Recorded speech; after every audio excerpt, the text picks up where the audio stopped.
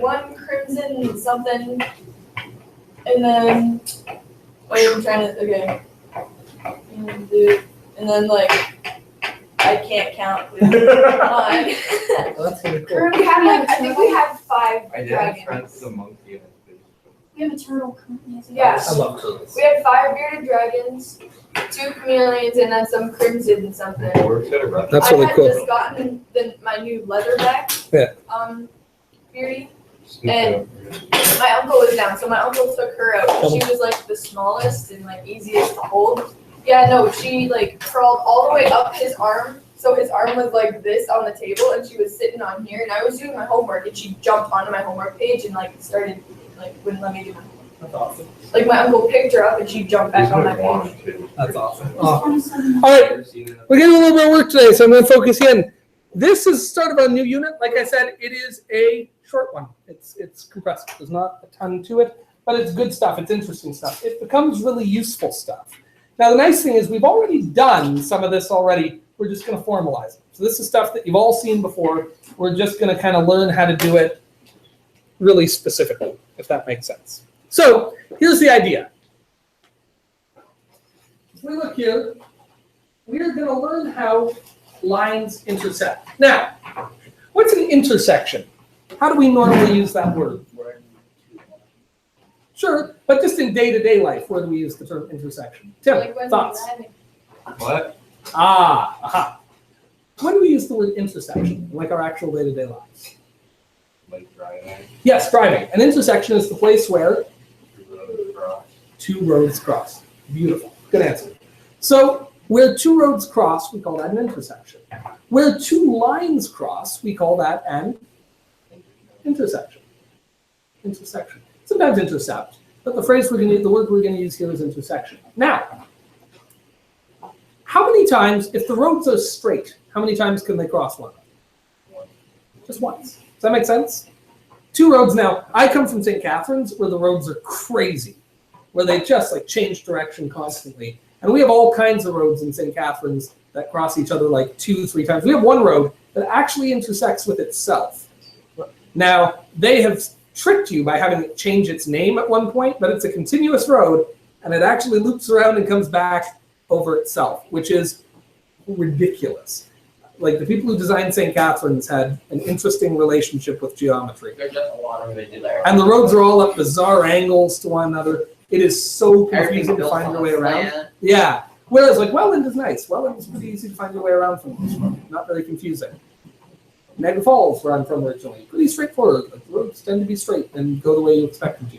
St. Catharines, not so much. It's anybody's guess how it goes.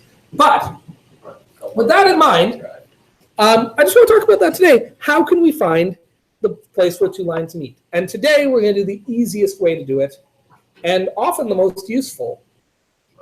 Yeah, we're going to draw the lines. So let's do this together. Let's start with this first line here. Y equals 3 over 2x minus 2. We did this yesterday in a test. We did this lots last unit. But what number here represents like the starting value, the y-intercept?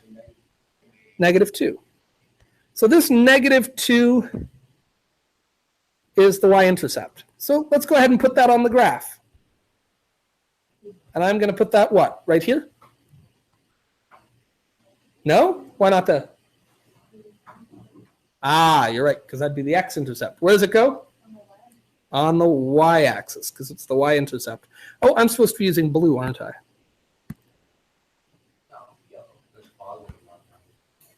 Oh, for goodness sakes. That wasn't even me trying to be clever. That was just me not knowing what I'm doing. Okay, there we go. We got it. I knew I'd get there eventually. Okay, now, is 1 point enough to make a line? So I need another point. How am I going to get another point? The rise over the run. So what do I have to rise by? 3, and I have to run by 2. So there's a point. Up 3 over 2. And for me, especially because it's kind of clunky to make lines on here, I'm going to do a couple more. 3 and 2. And will one more fit? It will. 3 and 2. And I might even go down this way if I can. 3 and 2. Again, you don't have to put all those points, but on my system, it's clunky to get the line lined up. And I want you to use the ruler. Ruler is very important for this. We have to draw accurate lines.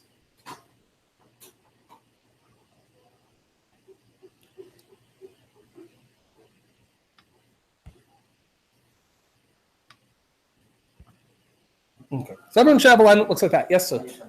Oh, sure. I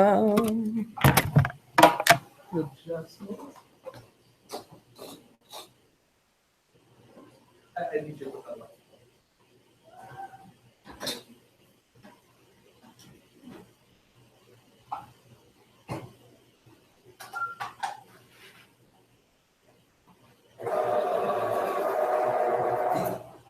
No. Okay, good job graphing that. We've gotten pretty good at graphing from an equation, which is impressive in my mind. I think that's pretty darn good. And I'm going to use green for this next one. Where should I start this one? At positive 2, where I wanted to start the last one, like that. And what's my slope here?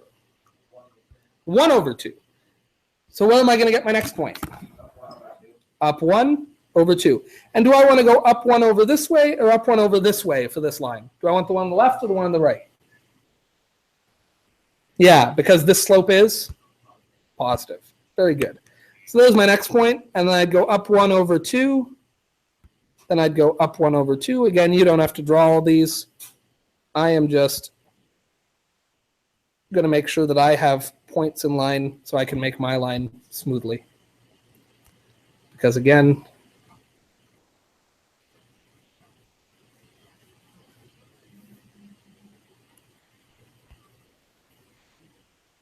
and there we go.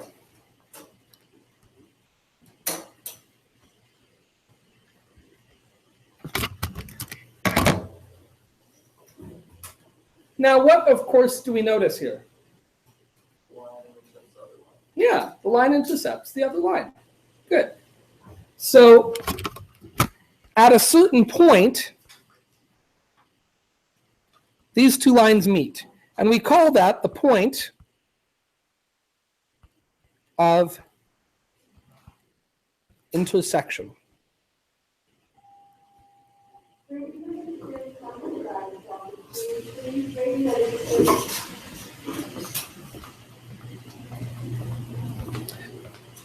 What are the coordinates of this point?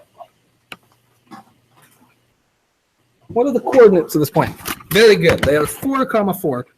I'm going to do my attendance because I'm a responsible educator like that. Okay, so in this case, the point of intersection is 4, 4. Now here's the interesting thing. What does that really mean for this line?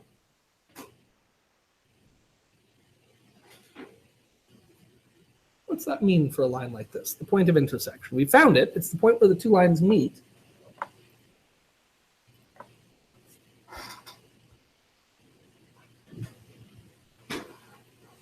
But it's the point where whatever these lines represent, the x's are the exact same and the y's are the exact same. And that only ever happens in one spot, at most one spot.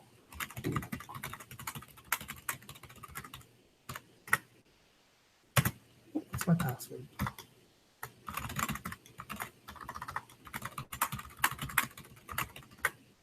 The SBN made me change my password this week, and I always get confused when they do that.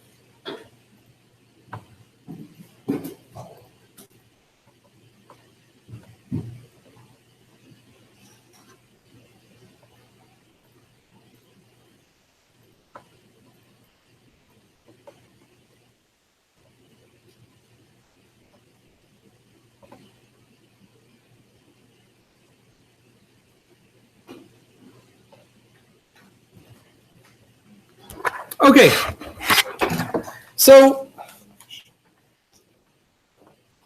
on the next page, I just want to look at a couple of counterexamples, a couple of examples of different things. So let's look at this one. I want you to graph these two lines and see if you can do it yourself. I obviously will follow along in a minute and do it, but see if you can graph these two lines and see what you come up with. Yes, ma'am. Of course.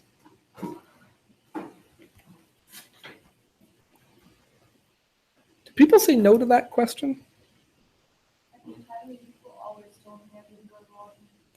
I find that awkward. I would, because like, not that I want to get into this, but just as a teacher, how do you know, right? Like, how do I know why you want to go to the bathroom? Maybe like there could be all kinds of reasons. And most of them are things that I would rather you do in the bathroom than in my classroom. Like, I just, I don't know. I would feel very awkward being someone like, no, you can't. You stay here. Like, I get if people like go to the bathroom and then disappear for an hour, like that's a problem. But I wouldn't deal with that by saying that you can't go to the bathroom. I'd deal with that by saying like, hey, this is happening a lot.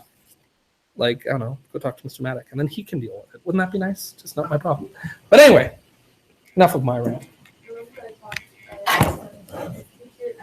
He was like, moving the finance, whatever it was. Like, try to go to the washroom, like, how am I feeling? And like, I seemed to like, that I was a walk, get a drink, go to the washroom, please. Like, Yes. he was not letting me go because I didn't have one question done on my thing. That was literally teachers and on us. Yeah, They wouldn't let you go to the bathroom unless you had. yeah. I mean, I guess I get. I guess how's this? I guess that's why I'm glad I teach high school, where I just don't have to think that way. You know? I was in it. Yeah, I know. Or like grade 9. Because it's grade 9 too. You gotta worry like, is this kid just trying to kill time? I don't know. I like teaching seniors and like grade 10s and stuff, where it's just they can be a bit more adult. Yes. I was just right. Let me take a look. You're done good. Good job. Done good. You've done good. That'll do. Laddie. That's great.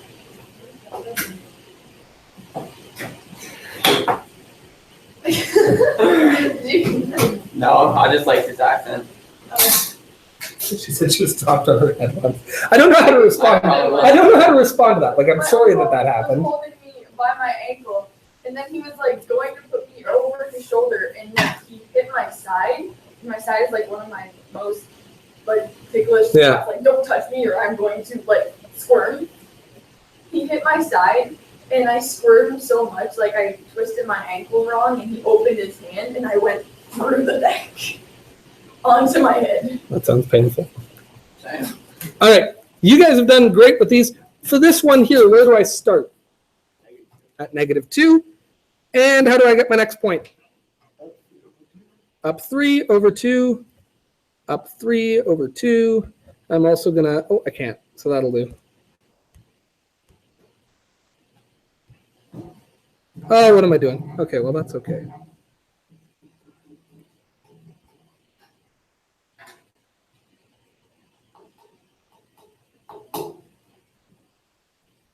Okay, there we go. So that's that line. And then for the next one, how do I start it? You start at 1. I start at 1.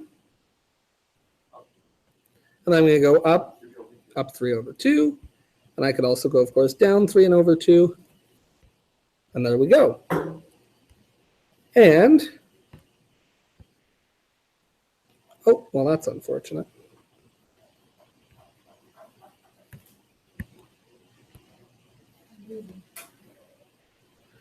Obviously, it's much easier for you guys to draw this line than it is for me, but Yeah, you're guaranteed.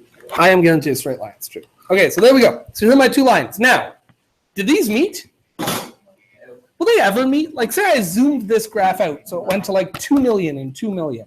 They're never going to meet. Why aren't they ever going to meet? Hey, that's great. Wow, you got the right language. That's perfect. These never meet because they're parallel. Parallel lines never meet. These will go on forever. Can I ask you something?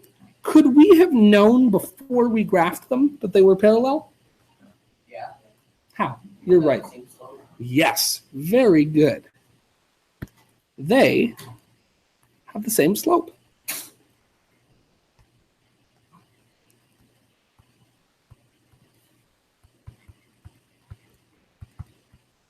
If 2 lines have the same slope, they're parallel.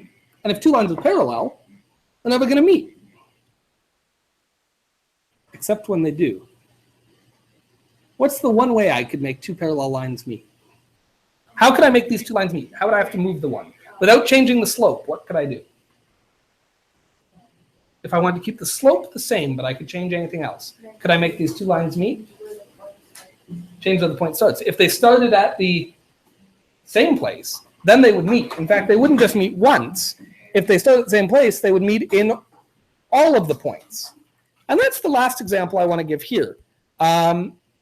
These lines are parallel, but they do meet. And they meet because I picked, now you guys, we haven't done, and we're not going to do much with an equation in standard form. We usually do y equals mx plus b. Write lines different ways. Here I've written 3x plus 5y minus 15 equals 0. That's the equation of a line. It's this green line you see here. And I've written it in the form we're used to, y equals negative 3 over 5x plus 3. And that's this orange dotted line. And what do we notice about them? Yeah, because they're the same line. They're two different equations, but even though they're two different equations for the same line. You know, it's no different than if you asked for Joseph Orlando and somebody else asked for Joe Orlando, but you're both talking about me. Those are two different names for the same person. These are two different equations for the same line. There's different ways of writing. Does that kind of make sense? So I just want to mention these cases. Parallel lines never meet. Identical lines meet everywhere, which makes perfect sense, right? If two lines are the same line, how many points do they share? All of them. Does that make sense?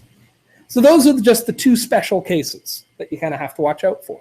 Parallel lines and identical lines.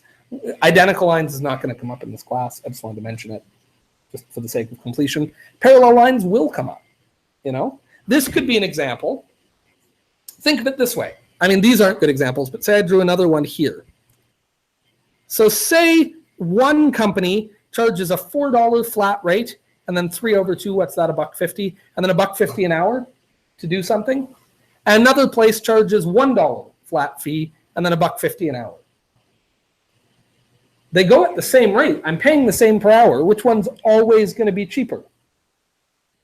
The one that started out cheaper. Does that make sense? Say Deanna and I both get a job.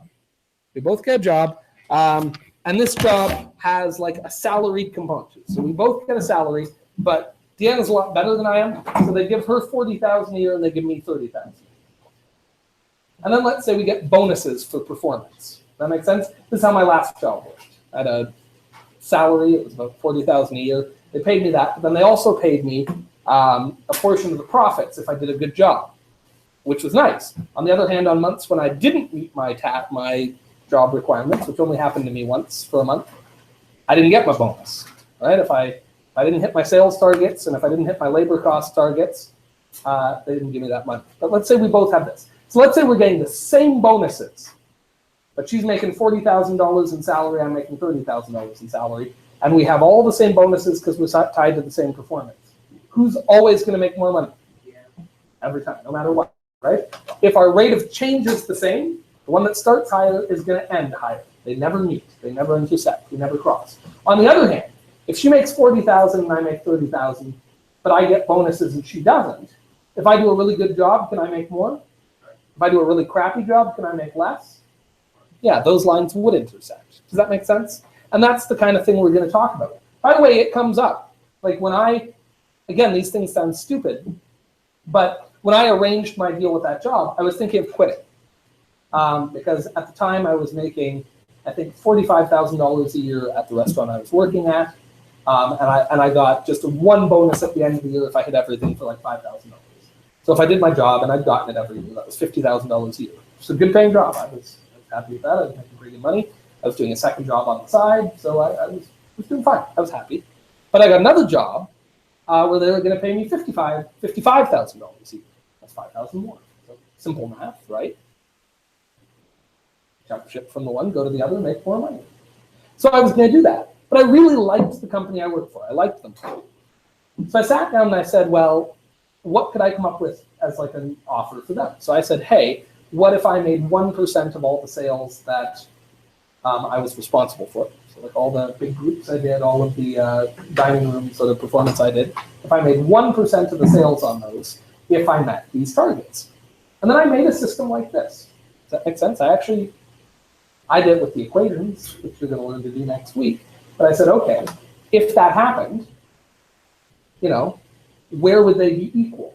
How much performance would I have to do at the restaurant I'm at to make the same as the one that's just going to be 55,000 a year flat, no matter what? And then beyond that point, I'd be making more money at my current job. Below that point, I'd be making more money at the new job. Which one should I do? And so I used this. I graphed it out. I looked at the equation. Again, I looked at the equations, but it's the same idea. And I said, hey, okay, if I did this and we did $1.5 million in sales in the year I'm at Ravine, I'll break even. If we do more than that, I'll make more money where I am right now. If I do less than that, I'll make more money at the new job. And I said, okay, well, what did we sell this year on shifts on sale? Oh, $2.25 million. Oh, that means I'm better off where I am if they take this deal. So I went to management and said, look, here's what I'm thinking of. I'm thinking of leaving this job for a different one that I've been offered, but I'd be open to renegotiating my pay based on this. And this is my bonus structure, and this is how I get it. And if you'd be willing to do that, I'd stay here instead. And they said, okay, you can do that. And so I did, and I made about $63,000 a year. I did better. I came out ahead. That's what stuff like this is useful for. Today, we're doing it just as graphs on a line, but we're going to start on Monday talking about it in real-world settings. If you own a company, I've talked about this lots, but we used to order linens, right? Where we were a small restaurant, and it doesn't make sense to own all of your own napkins, and then every night have to wash them all in the washing machine, then dry them, then iron them. You rent them, right? You pay a company to rent them. But as we got bigger and bigger, we started asking the question, would it be cheaper to do this ourselves? Not everyone rents. Like if you go to a hotel, they don't rent all of their bed sheets and linens and things like that. They have a laundry department, right? So when a cleaning lady comes into your room and they take all your sheets and stuff away, they take them down to the laundry. And in the hotel restaurant, when at the end of the night, they take all the napkins and things like that, and they take them down to the laundry. So at this restaurant I worked at, we started asking the question, would it be cheaper to buy a washing machine, to buy a dryer, and keep in mind that we have to pay people to do this, but during shift, just as the laundry basin fills up, they go to the laundry machine, dump it in, and put it into the dryer, and then when they come out of the dryer, we fold them. Can we build that into our nightly jobs of service they have to do, and make it cheaper? And we did this kind of equation. That time we worked all out, and we decided, you know what, it really would be cheaper if we just did this ourselves. If we owned them, we paid for them, and we did it during shift. So now my poor waiters at that job had added to their list of jobs they had to do during shift, laundry. They didn't love it at first, but they got used to it. They made very good money there.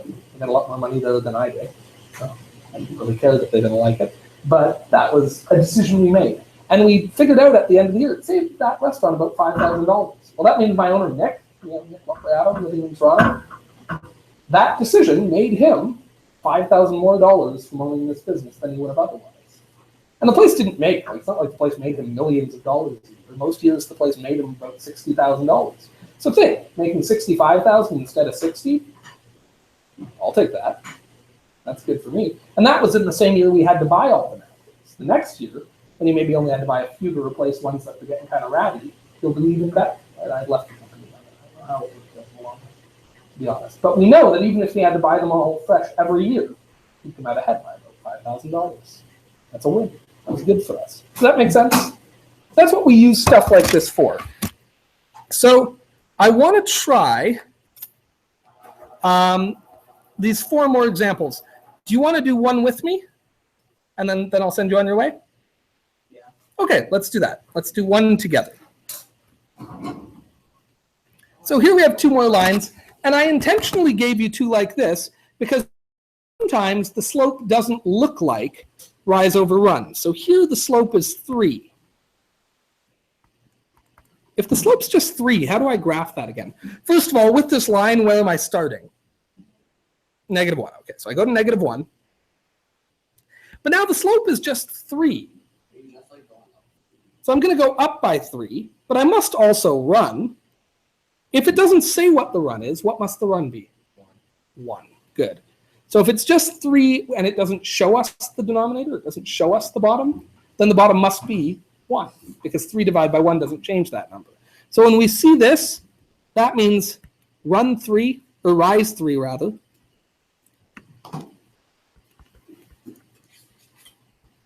and run 1. If we don't write the run, then it's 1. And that'd be my next point there, and my next point there, and this point here.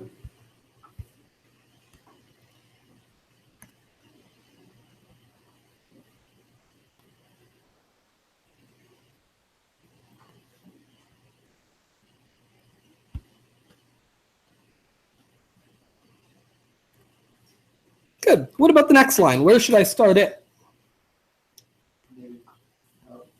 Yep, up at 4. Good. And what's my rise here? So I'm going down by 2, and then it doesn't tell me how much to run, so I must run 1. There we go.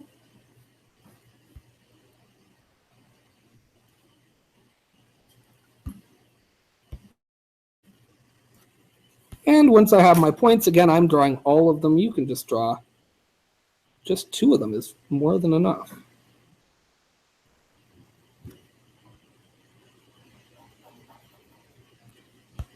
And there we go. And what's the point of intersection in this case? Where do these lines meet? At what? How many numbers does it take to say where something happens? We need 2 coordinates, right? So you're right about one of them. The 2, what's the x value there? 1. Does that make sense? Cool, good job. So the point of intersection here, and you're often going to see me, because I'm lazy, just put POI for point of intersection, because that's a lot less writing than point of intersection. And what order do those come in alphabetically? X first or Y first? X, very good. Tell the truth, hands up if you were in your head going, A, B, C, D, E, F, G, H, I, J, K, L, M, N, P, Q. No? Okay, just me. All right. 1 comma. I've been doing this for a week. I don't have to. Nice. 1 comma what?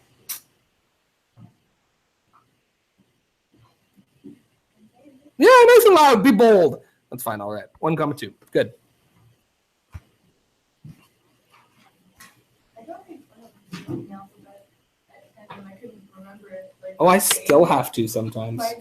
My grandparents were like, within like, they were like, please tell me you still don't practicing the alphabet just to know which word, like how the word goes. I'm like, no. Well, my daughter tracks it. My daughter's quite bright. She's like probably the clever one in the family, I'd say. But she struggles with left and right still. She's 10, and left and right. Just Yeah, sometimes I show with my left and right. And so every time I say like, oh, Claire, it's just the one on the right. Every time I watch her go. Just every time. Do you guys know this? Right? If you put the note, your left-hand side is the one that makes an L. So yeah, every time I say left to right, Take her that L. goes like. Take that out. If you're right. Wait. If you're right. Who the hell makes an L like this? I don't know. You can make them backward. Okay, Were you like satanic? that's Make right. Everything backwards. Everyone knows that Satan has his L's backwards at all times. He's just eating backwards. He's a backwards kind of guy. All right. So I want all y'all to do the next 3. And that's it. If you get the next 3 done, you got no homework. You can have a nice, beautiful math-free weekend. Wait. Hold on. I have a